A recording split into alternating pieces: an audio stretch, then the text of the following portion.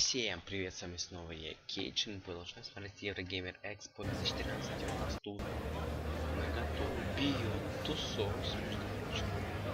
Это что самая долгожданная мною игра на этой выставке, ну, потому что я очень хочу видеть.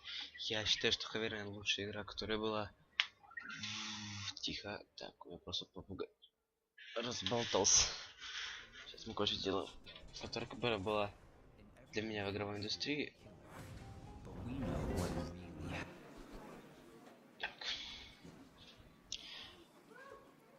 Hello and welcome to the Eurogamer Expo developer sessions. We've got a very special guest for you now. It's my great pleasure to должно быть немного слышно, но в принципе не надо Heavy быть Rain and слышно, next потому что month's может быть Beyond громко. Two Souls, David Cage. А я этого не хочу. Так, Beyond Two Souls очень жду.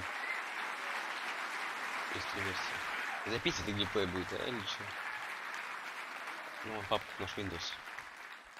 Hello everyone, it's a real pleasure for me to be here with you today to tell you a little bit more about this game we developed for about 3 years now. Beyond is a game that we wanted to be different. So it's not a game about shooting or jumping or driving cars. It's an emotional journey into the life of someone. So we wanted to create an experience that would be really unique, that would be very different from anything you've played. So I'm going to tell you a little bit more today about the game itself, the story, but also about how it plays, because this is mainly always the question. I mean, yeah, okay, there is a story, but what do I do? Is it just a long cutscene? Is there something to do? Is it just QTEs? It's always the question. Suspense. And I'm going to tell you a little bit more about how we created this game, how we worked with actors like Ellen Page and Willem Dafoe. But before we start, we had the great honor earlier this year to be the first video game ever to be in the official selection of the Tribeca Film Festival. So let's see a little bit what we showed there, which will be our introduction for today. Да, записанный геймплей трейлер. Надо, конечно, какой-то бред маленько, но... Здесь хотя бы новый будет. Потому что у нас не хочется старье. Hello? Nathan? Jody, where are you? Turn back.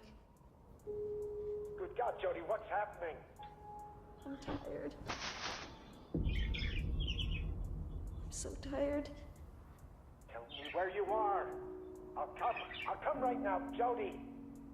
Jody! I don't think I'm gonna make it. Господи, почему какая-то такая рёта? Гоша, тихо. Спокойно, спокойно. Успокойся. Since I was born, I've been linked to an entity. Hey. Judy? По-моему, этого не было. Sometimes adults imagine things too. What's your name? Jody. Welcome back to the land of living, Jody. His name is Aiden, and he's always with me. What did you do to that boy? Susan, this is gonna stop either we end up crazy or dead. Please don't leave me here. You're a monster! You hear me? A monster!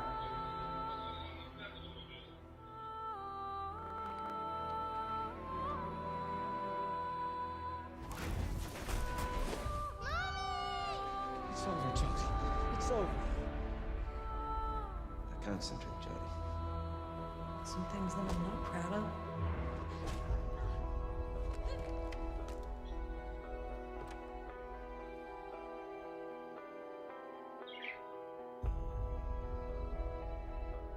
You lied to me. You used me to do your dirty work. Tell them to leave me the fuck alone. Because next time, I'll kill everyone.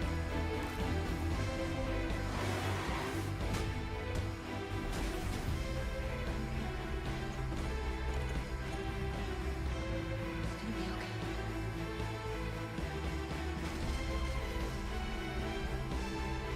I think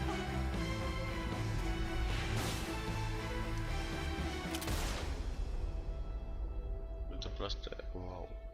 Даже если это было, может это и было, это просто шедеврально. Я просто к этим том сижу. Это реально круто.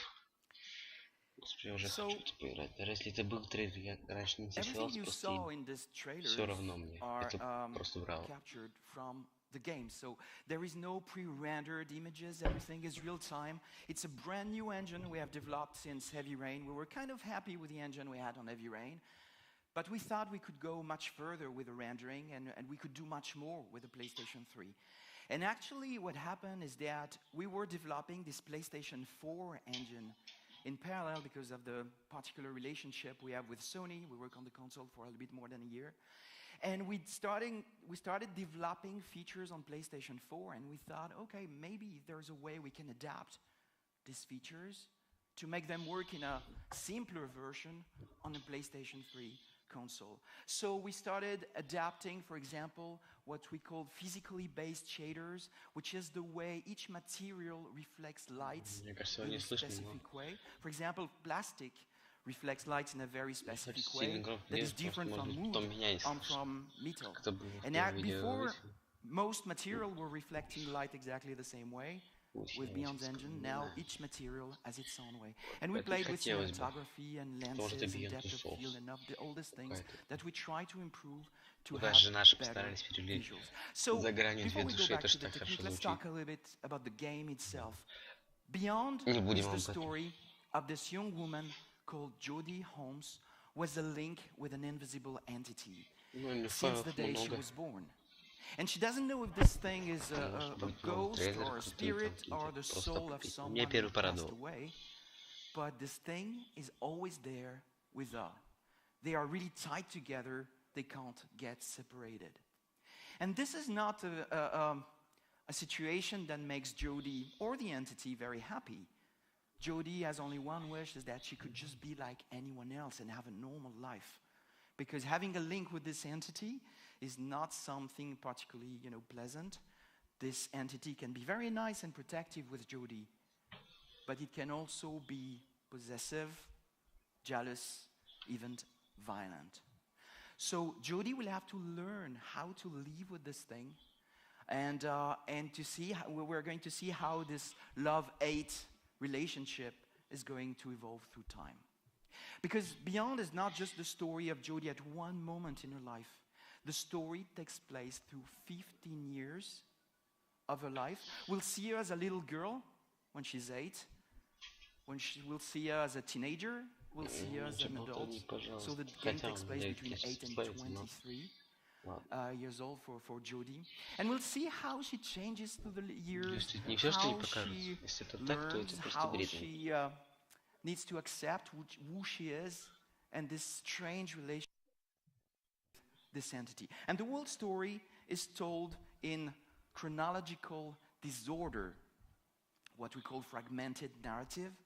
It's instead of having a timeline where you see as a kid, a teenager, an adult, actually we mix all the moments in a life. So this is a little bit disturbing at first when you play. So okay, it jumps from one moment to another. But as you play the game, everything falls into place and you start to understand what's going on. So it was definitely a strange idea, certainly a risk for us to do something like this. And we thought, okay, people are going to be disturbed and they may not fully understand immediately what the story is about. We thought, what's interesting with this thing is that it creates a very interesting momentum, very interesting dynamic for the story, because it's up to the player to connect the dots. And he will see some consequences before the causes. He will see one character that obviously you know very well before seeing the scene where you met him, etc., etc. But instead of being passive watching the story, you become also, the story becomes interactive at a macro level and you need to put the pieces of the puzzle together. And it gives you a real feeling of living the life of someone. And by the end of the story, our hope is that you really feel like you lived the life of Jodie Holmes, because you know her since she was a little kid. You've been with her in the happy and difficult moments in her life. And you really feel like she's someone you know because you know where she comes from and what she went through. So this is about the story, which is, of course, extremely important in Beyond. I don't want to tell you too much or even more than we already said, but we got very positive feedback from the first people who played the game, and I hope you'll enjoy the story. So let's talk a little bit about gameplay. Gameplay is always the key issue when you talk about interactive storytelling. It's always this big question. Господи, да what что is there to play in a story-driven experience? Дэвид. And you got different examples. When you look around, you got people who think that, oh, we can have games that are just about violent actions in loops, and then we have nice cutscene in between, and then more violent actions in loop, and then more cutscene. But the story is only told through cutscenes, which is one thing, and it gives a very strange, shoppy, in a way, experience, where story and gameplay are totally separate. At the end of the spectrum, you have people like Steven Spielberg or George Lucas, very respected filmmakers, who said in an interview a couple months ago that interactive storytelling is not possible. You can't do it, because what they say is that the second you give the control to the player, it's impossible to tell a story. The story is gone. So all this is very interesting between what major talents of the film industry think and what the game industry currently does. We tried to find for several years at Quantic Dream a solution answering these questions and to show that yes, a story can be played. Not only can it be played, but it's also a very compelling, very unique, very interesting experience. It's not like a film. In a film, you watch the images on screen, and you can get emotionally involved, but you cannot change what's going on. The story is told once for all.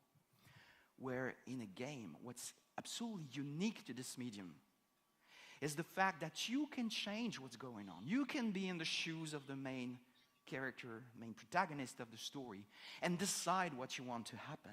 You can make choices that will have consequences. And this is what makes this medium absolutely unique. So I don't make one interview without a journalist asking me, but hey, don't you want to make films? Hell, no, I'm making games. This is what I want to do. And I want to do this because it's absolutely a unique medium. It's the only one who can do this kind of things, who can put the player in the shoes of someone. But in order to do this, you need to think a little bit more about how you do it. I don't think that what this industry currently does is very, clever. Because when you separate gameplay and storytelling, and that your storytelling is only told through cutscenes, that doesn't work. It doesn't work because you kill. Oh, a bit of story. And then kill, and have a bit of story. Okay, that's something. What would be more interesting and what we try to achieve is to make sure that it's the player who tells the story through his actions. The story is told by the player himself and not by cutscenes. So that was for us the main challenge. This is something we work on since Fahrenheit, Heavy Rain now. With Beyond, we try to find other solutions, even better, to better interlace narrative and interactivity. So let's see exactly how it works, because sometimes there is some anxiety about which button am I going to press to do this or that. Honestly, I'm more interested in what happens in your mind than what you do with your thumbs. But it's also interesting to know what you're going to do with your thumbs. So let's have a look.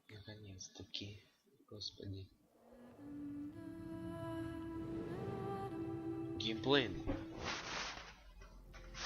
So first thing, of course, you're in control of the character second to second, and what we try to do is to adapt the way Jodie moves depending on what's going on, and also depending on your state of mind.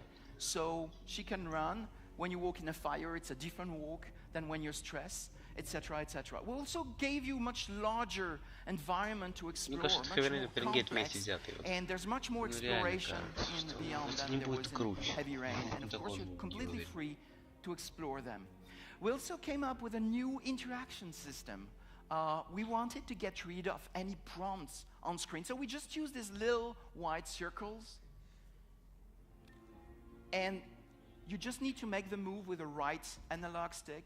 It's very simple. You go in the direction of the movement with a right analog stick. So it's not just pressing a button. It's really about unfolding the movement, and it's entirely based on motion and the sense of mimicry. It's more intuitive, but most of all, it offers endless possibilities because it's contextual. So instead of having just a set of actions, you can do whatever you want.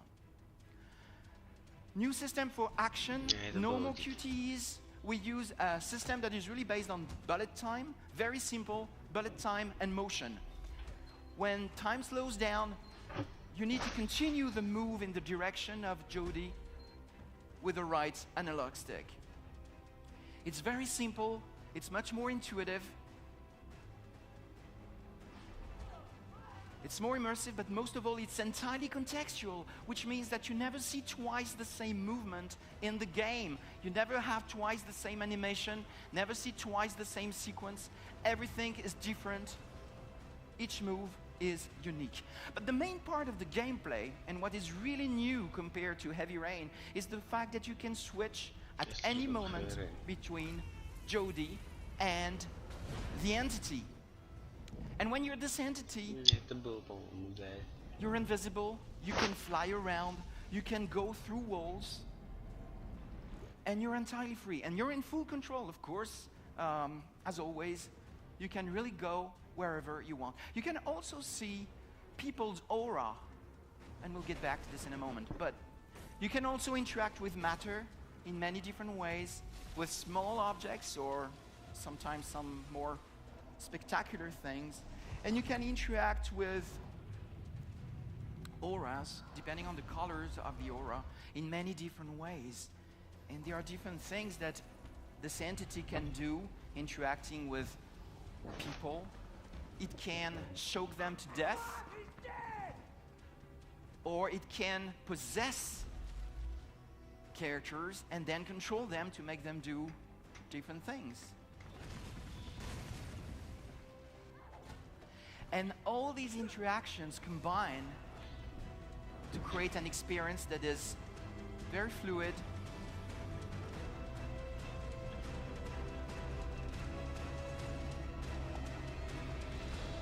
повторим то, что мы видели до этого. Реально пламень там очень похоже. Только на PlayStation, да. Круто. И что, сразу еще один ролик? So that was it. Very simple concept. With Jodie, you interact with the real world. You can interact with people and matter in a normal way. With Aiden, the ghost, you can do whatever a ghost can do. You're invisible, you can fly around, you can go through walls, interact with people and matter in a very specific way. These are just some of the things that you can do. What is very important is that you can switch between the two characters at any point totally freely. Press a button, you're the entity, press a button again, you're back to Jodie. And you need to make the two characters collaborate in order for the story to move forward. So as I said, what is very particular with this game, and that may be disturbing at the beginning, is the fact that you tell the story as you play. So don't wait for the cutscenes to make the game move forward. Actually, it's as you play, as you make decisions, that you tell the story. And it's very interesting because we wanted to avoid to have, big flashing words telling you, oh, wait a second, there is a choice. Do you want to do this? Do you want to do that? No, we wanted all these choices to be organic and to be implied. We wanted you not even to know when you were making choices. Just play this story, do what you think is right, and make the story move forward, because we thought that that was the most, organic experience, fluid experience that we could offer. And sometimes it's funny, when we tested the game, we had some people saying, oh, love the game, great experience, but it was a little bit linear. Okay. And then we had round tables with these users to let them talk together, and they started talking about their experience, and they were saying, oh, did you see the scene where this and that happened? And the other player said, well, no, I didn't get that. And suddenly the conversation started, and people started to realize that they had very different experiences. What they thought was linear, because there was no obvious choices flashing in front of them, because everything was organic actually, their experiences were very different. they saw, missed different things, and they had very different versions of the scene. An interesting application of this idea is how do we deal with game over situations? In most video games, what happens is that if you have not played the game the way the designer wanted you to play it, black screen, game over, go back in time, and replay again until you succeed. Which is fine for games that are really action-driven, but which doesn't work really for story-driven experiences. So we thought, okay, what else can we do to avoid this? Because in the context of a story-driven experience, it doesn't really work. So we thought, we want to create an experience without game over. Let's try to give a consequence when you fail, a story-driven consequence, instead of giving you a black screen. So when you fail, you take a different branch, and you'll have to deal with the consequences of your actions. Let's see a concrete example of that, because this is a bit blurry. Let's try to make it clearer. So this is taken from the scene called Hunted, where Jodie is a fugitive. She's searched by police forces. She's in a train, and she's sleeping. If you wake her up, you have a chance to evade and to escape. But if you didn't wake her up with the entity, different version. The guys see you, realize who you are, but this is not a game over. This is not a game over situation. That leads you to a different part of the story where now you're a prisoner. We'll get back to this. Let's go back to the version where you escaped. Okay, you managed to escape in the train. Eventually you get in the bathroom and you can go on the roof of the train and try to escape this way. That's just one of the options. That's one version of the scene. But remember, if you've been captured, you're a prisoner in this train compartment and you need to find a way to escape. There is a guard there. Maybe there's something you can do. Let's go back to another version much later. This is the very end of the scene. If you play, depending on how you played, you could have reached this moment, destroy the scene, the people chasing you, and finish the scene, or get captured. And that's going to take you to another scene. No game over. Now you're prisoner in this, car with soldiers, escorting you, and you need to find a way to escape. So this is something you guys will be able to test by yourself, because this is actually the playable demo of the game. Play with it and you will see how you can succeed or fail depending on how you play, and how the story takes that on board and provides different, solutions, different stories depending on how you play. We have a little time now to talk a little bit more about how we created the game.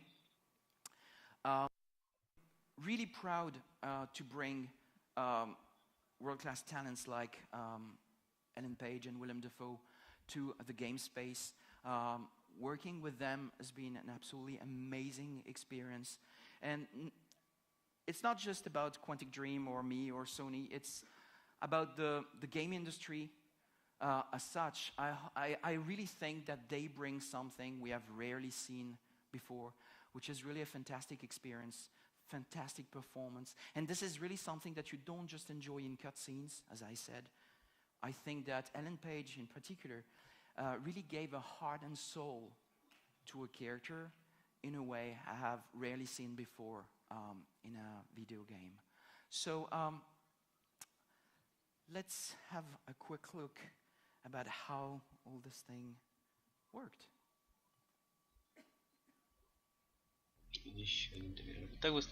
So we use this technology called performance capture, used by James Cameron on Avatar. And this is our motion capture set in Paris. So it's this big empty space with 65 infrared cameras all around, so we can really film in 360 degrees. And everything takes place in a small environment.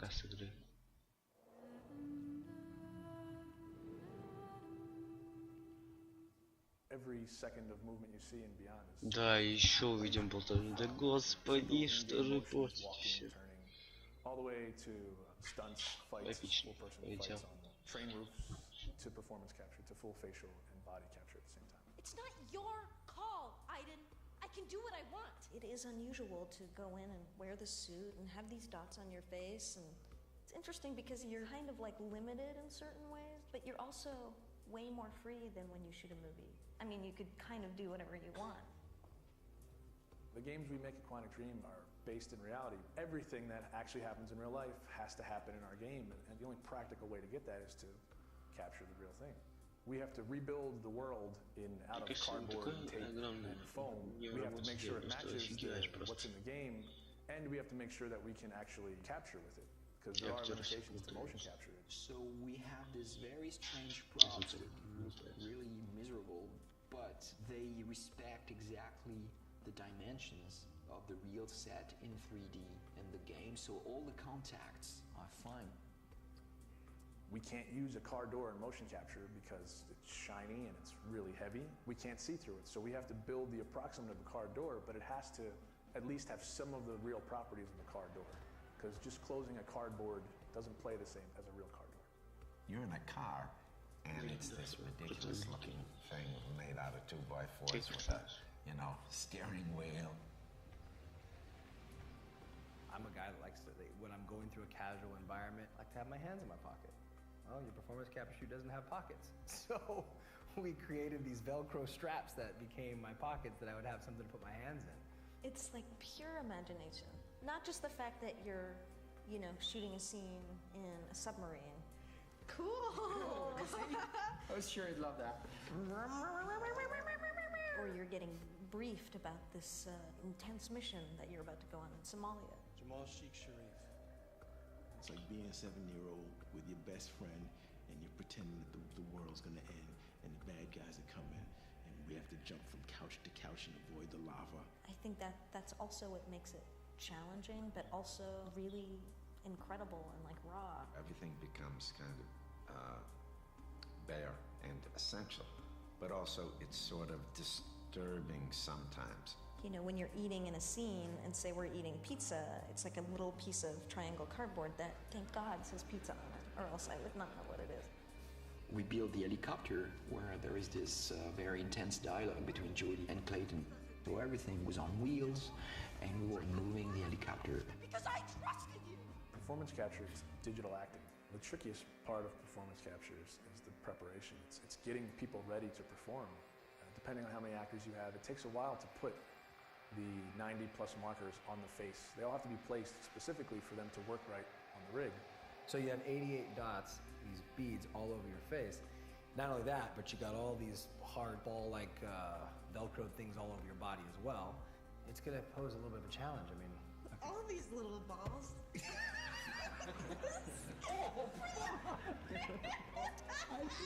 I've got 10 bruises in my arm. Everything's very refined because they want to have a vocabulary to play with.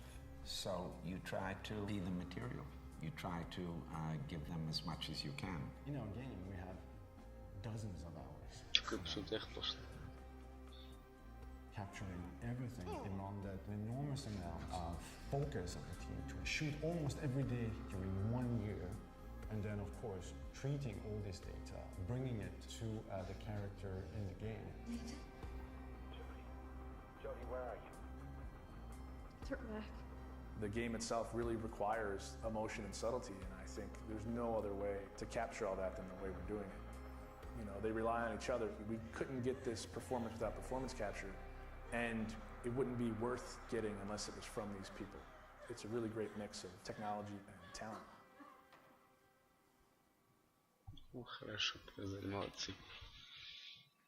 So this is, in a nutshell, how we did it. So we used this technique called performance capture, again, that was used by James Cameron on Avatar. What was very important for me was that this technology would be non-intrusive for actors. Because sometimes you see in the making of this great films, people had helmets and projectors in the face and cameras or backpack or wires and stuff. And I thought, well, this is not going to work for me. I want something that won't be intrusive at all. I just want actors to act and not to be, disturbed by anything else. So we developed this very simple, actually, technology that allows to capture an actor just with, 90 dots on the face, about 90 dots on the body, these shiny balls. And this is how we captured everything.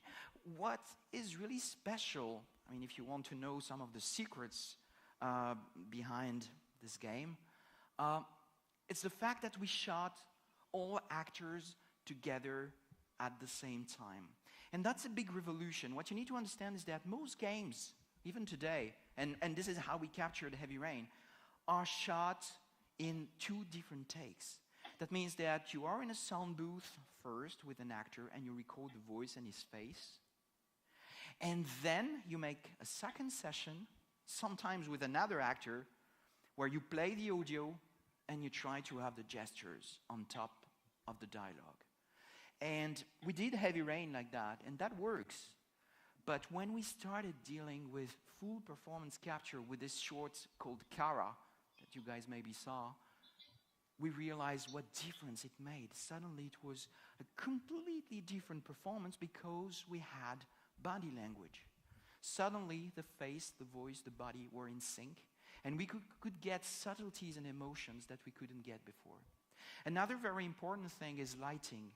In most video games you have one light lighting the entire world, and when you try to get very close shots, you usually have very ugly, shadows and stuff.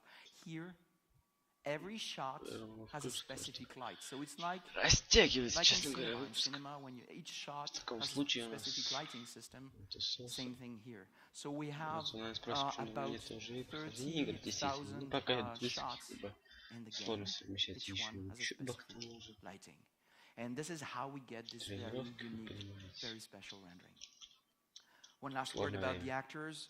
Working with them and Willem has been fantastic, as you can imagine. It's been quite a strange experience for them because on their first day, all actors had the same reaction. They just arrived and we tried to prepare them. We talked to them, we showed them videos, so by the time they come to the studio, they know what they're going to do. But still, they arrived in this big empty space, look around, say, okay, where is the camera? Well, there is no camera. The camera's all around. Okay. And what about the lighting? What about my marks on the floor? Where are the mics? And there's nothing like this. It's just you. You just act. There's no constraint. There's no point of view. Don't worry about the lighting. Don't worry about the sound. We take care of everything. Just act. And on the first day, they were all really disturbed. Like, oh my God, I mean, I have no constraint. And on the second day, they thought, wait a minute, I'm free. I don't need to worry about all these things. I can just act. And that was exactly what we wanted. It's really like stage acting in a way, because you just have to deal with your script, your character and your partners, and that's pretty much it. One last word before we finish. And very important feature for us is something we learned from Heavy Rain. On Heavy Rain, talking to fans, we discovered that many people played the game with someone else, which was something very interesting and very new. There was this person holding the controller and playing, but there was the second person who was not a gamer, who just arrived and played a little bit. Do this, do that, don't go there, shut up. Shut up. Okay, can see that you experienced that. Okay, good. And we thought, okay, that's very, very interesting. And sometimes it was the girlfriend or the wife. Sometimes it was a friend who was not a gamer. Sometimes it was the parents or even the grandparents. There was a guy who told me he played the entire game with his grandmother. Cool. And what we thought was, okay, what can we do to allow this second person to interact with the experience, not just watch and play the Puppet Master, but actually play. And it was a very simple answer for us on Beyond, because we had 2 characters. So one player could control one character, while the second player could control the entity or body. And they could play together, so we implemented this 2-player mode in the game. But we thought, okay, that's great for people who are gamers, but there are also many people who are not used to this DualShock controller that is absolutely fantastic for hardcore gamers. But not everybody was born with a DualShock controller in their hands. There are some people who think like, wow, I don't even know how to hold this thing, this piece of plastics. There are buttons all over the place. And we thought, okay, what can we do to allow these people to play and enjoy Beyond? And we were looking for a device that would be simple, accessible, that everybody would have, and without all touchscreen devices, they are the right solution, they are the right answer. So we developed this free app called Beyond Touch that will allow you to replace the DualShock controller by any touchscreen device. It's available on iOS and Android. It works with phones or tablets. It connects to the console via Wi-Fi, very simply. And from this point, you can play the entire game in single-player mode if you want, just using your iPhone. That's what you want. Just with one finger. It's a very simplified interface, makes the game very accessible. Where it becomes interesting is that you can play with someone. So if you're take the DualShock controller, if you play with someone who is not a gamer, the second person will have a touchscreen device and you can play together. And for us, this is a key feature in the game. We try to expand the audience of games. We come to them with a story-driven experience with Ellen Page, Willem Dafoe, original soundtrack produced by Hans Zimmer, so should have a great, great soundtrack, and try to make the game accessible to more people by changing some of the paradigms of video games, including controls, but also including gameplay. And this is it for me. I don't know if we have time for... That means no. We have to wrap the session up now because we have to get ready for the next Fantastic. session. So please, guys, thank you very much. Thanks.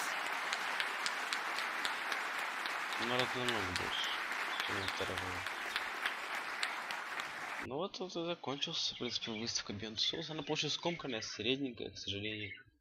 Гоша, потише, пожалуйста, попугай, тише. Вот средненькая, ну как бы... Ожидал, честно, очень-очень не большего. Потише.